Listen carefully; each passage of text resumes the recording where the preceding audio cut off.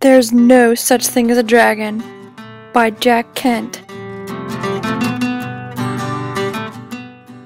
Billy Bixby was rather surprised when he woke up one morning and found a dragon in his room. It was a small dragon, about the size of a kitten. The dragon wagged its tail happily when Billy patted its head. Billy went downstairs to tell his mother.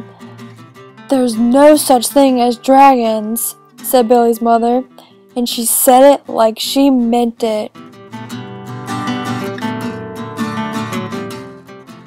Billy went back to his room and began to dress.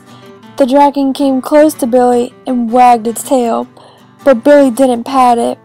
If there's no such thing as something, it's silly to pat it on the head. Billy washed his face and hands and went down to breakfast. The dragon went along. It was bigger now, almost the size of a dog. Billy sat down at the table.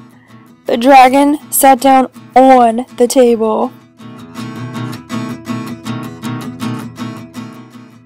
This sort of thing was not usually permitted, but there wasn't much Billy's mother could do about it. She had already said that there was no such thing as a dragon, and if there's no such thing, you can't tell it to get down off the table. Mother made some pancakes for Billy, but the dragon ate them all. Mother made some more, but the dragon ate those too. Mother kept making pancakes until she ran out of batter. Billy only got one of them, but he said that's all he really wanted anyway.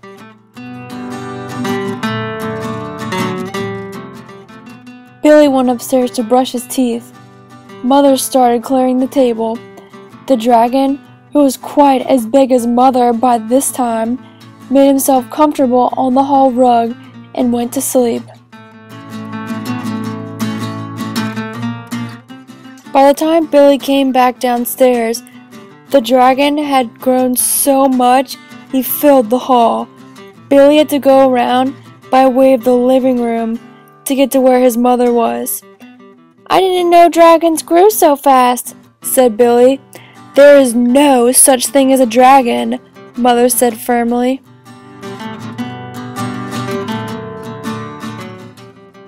Cleaning the downstairs took Mother all morning.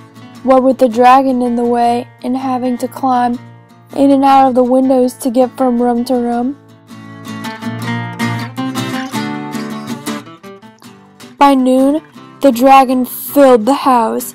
Its head hung out the front door, its tail hung out the back door, and there wasn't a room in the house that didn't have some part of the dragon in it. When the dragon awoke from his nap, he was hungry. A bakery truck went by. The smell of fresh bread was more than the dragon could resist. The dragon ran down the street after the bakery truck. The house went along, of course, like the shell on a snail. The mailman was just coming up the path with some mail for the Bixbys when their house rushed past him and down the street. He chased the Bixby's house for a few blocks, but he couldn't catch it. When Mr. Bixby came home for lunch, the first thing he noticed was that the house was gone. Luckily, one of the neighbors was able to tell him which way it went. Mr. Bixby got into his car and went looking for the house. He studied all of the houses as he drove along. Finally, he saw one that looked familiar. Billy and Mrs. Bixby were waving from an upstairs window. Mr. Bixby climbed over the dragon's head onto the porch roof. and through the upstairs window. "How did this happen?" Mr. Bigsby asked. "It was the dragon," said Billy.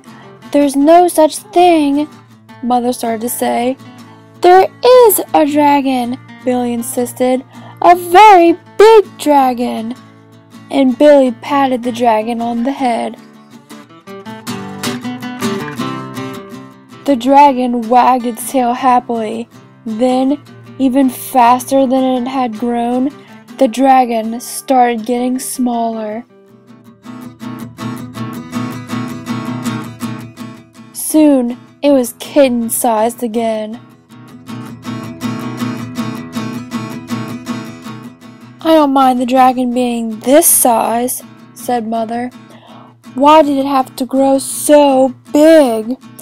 "I'm not sure," said Billy, "but I think it just wanted to be noticed."